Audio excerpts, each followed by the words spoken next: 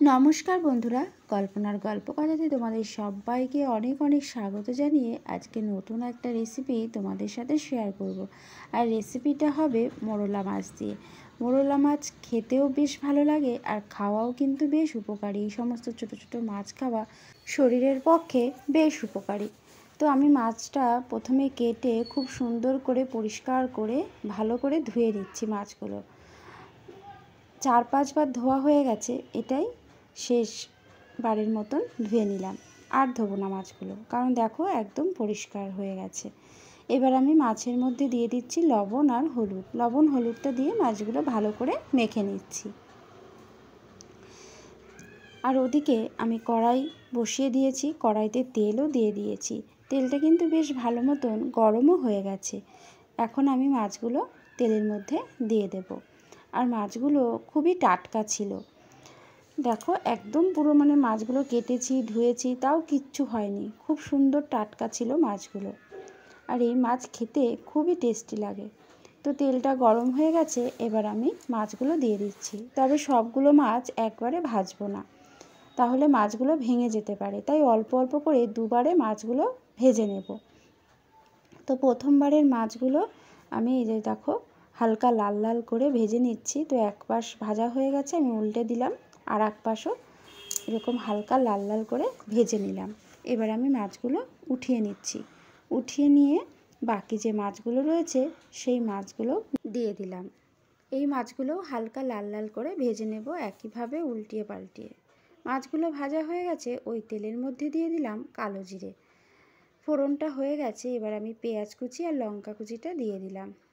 আমি এখানে 2 বড় সাইজের পেঁয়াজ কুচি করে দিয়ে দিয়েছি। আর ঝালটা নিজের পছন্দ মতন কম বেশি দেবে। তারপরে পেঁয়াজটা লঙ্কাটা ভাজা হয়ে গেলে আমি এর মধ্যে আলু আর ডাঁটা দিয়ে দিলাম। আলু আর ডাঁটা দেওয়ার পর আমি এর মধ্যে 1 চামচ লবণ দিয়ে দিলাম। এবার আমি পেঁয়াজের সাথে আলু আর ডাঁটাটাও একটু ভেজে নিচ্ছি। এবারে এটাকে আমি একটু ঢেকে দেব। ঢেকে দিয়ে রান্নাটা করলে সবজিটা খুব সুন্দরভাবে সেদ্ধও হয়ে যাবে আর রান্নাটাও কিন্তু তাড়াতাড়ি হয়ে যাবে। ঢাকনাটা খুলে নিলাম 1 মিনিট পরে। আবারও একটু নাড়াচাড়া করে নিচ্ছি। আর এবারে এর মধ্যে আমি দিয়ে দেব সরু সরু লম্বা লম্বা করে কেটে রাখা বেগুন। আলু, বেগুন আর ডাঁটা দিয়ে আজকের রেসিপিটা তৈরি করব।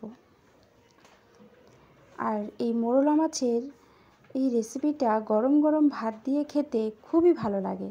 অবশ্যই তোমরা একবার বাড়িতে এভাবে করে দেখো, খুব সুস্বাদু হয় খেতে। এবার আমি এর মধ্যে দিয়ে দিচ্ছি হলুদ গুঁড়ো, জিরের গুঁড়ো আর একটু ধনের গুঁড়ো দিয়ে দিলাম। এর মধ্যে কিন্তু আমি বেশি মশলা দেব না, খুব অল্প মশলা দিয়েই কিন্তু রান্নাটা করব। ভালো করে মিশিয়ে নিচ্ছি। মশলার সাথে সবজিগুলো খুব সুন্দর করে কষিয়ে নেব। ভালো করে মিশিয়ে নেওয়ার পর আবারও আমি একটু ঢাকা দিয়ে রাখবো সবজিটা। ওই 1 থেকে 1.5 মিনিট মতন একটুখানি ঢাকা দিয়ে রাখলেই হয়ে যাবে।